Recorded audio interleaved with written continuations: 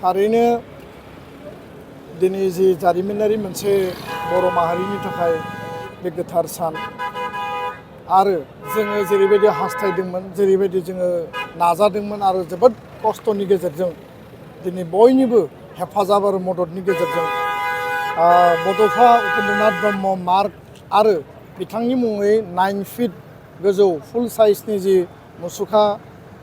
बेखेवनाय बे हाबाफारिया जानानै थांबाय। भारतनि मानगोनां नखर मन्थ्रि अमित शाह बिथाङा बाहागो लानानै गोख्रोङै बर' हारिनि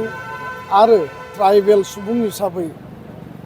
मोनसे गोग्लैसोनाय हारिखौ जौगाखांहोनायनि थाखाय बड'फाया खम समनि गेजेराव जि हाबा मावदोंमोन आरो बे हाबाया आरो बिथांनि जिखिनि बावसोमनाय बियो भारत राष्ट्रआव ट्राइबेल माहारि हिसाबै हाबा मावलांनायनि बे बिथिङाव जथेस्थ' ओंथि गोनां आरो नायबिजिरनो गोनां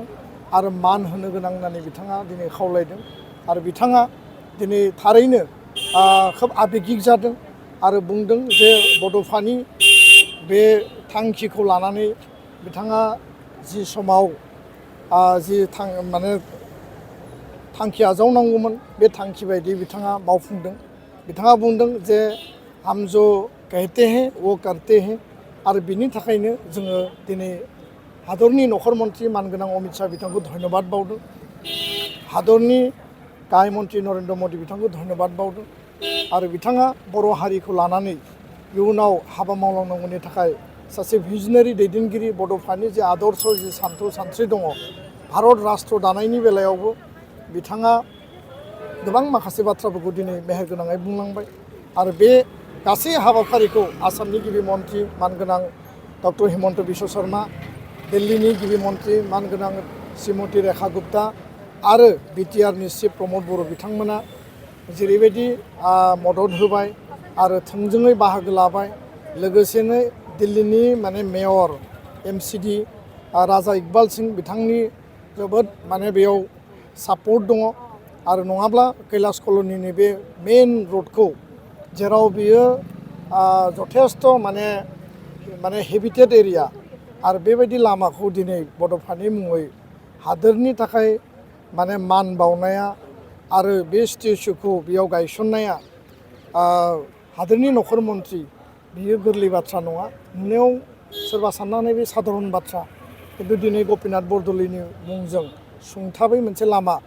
फोसावनाय जादों बिथांखौ मान होनानै भारत रत्न लकप्रिय गपिनाथ बरदलै। नाथाय बड'फानि बिमुंजों लामा माने बेखेवनायजों लोगोसे फुल साइजनि मुर्ति गायसननाया गोदान दिल्लीयाव आरो बेखायनो बुंदों जे दिल्लीया बयनिबो थाखाय आरो गोग्लैसोनाय हारियाबो दिल्लीयाव नरेन्द्र मदिनि अमित शाहनि बे सरकारनि समाव स्पेस दङ, जायगा दङ, बेखौ नखर मन्थ्रि बिथाङा फोरमायनाया जोंनि थाखाय जथेस्थ' गोसोआव लानो गोनां आरो इयुनाव बर' हारिनि थामोनथा रैखाथि माहारिबाद माहारिनि जातीय सत्ताखौ लानानै दुलाराय बर' फरायसा आफादा हाबा मावलांगोन आरो नैबे 8 मासनि गेजेराव जुदि जोङो हिसाब खालायो 6 मास होनना बुंनांगोन 15 आरो 16 नभेम्बराव बड'लेण्ड महोत्सबआव गिबि गाहाय मन्थ्रिनिफ्राय नरेन्द्र मदिनि बाहागो लानाय आरो 16 मार्चआव दतमायाव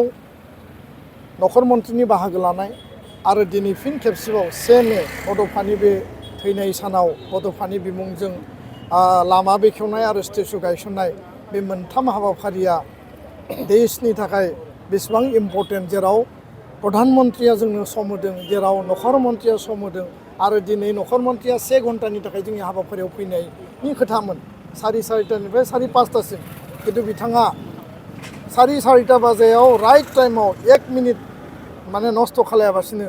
6 बाजिसिम प्राय 1.5 घन्टा बिथाङा बे हाबाफारियाव थानाया, जेराव माने हादोरा मोनसे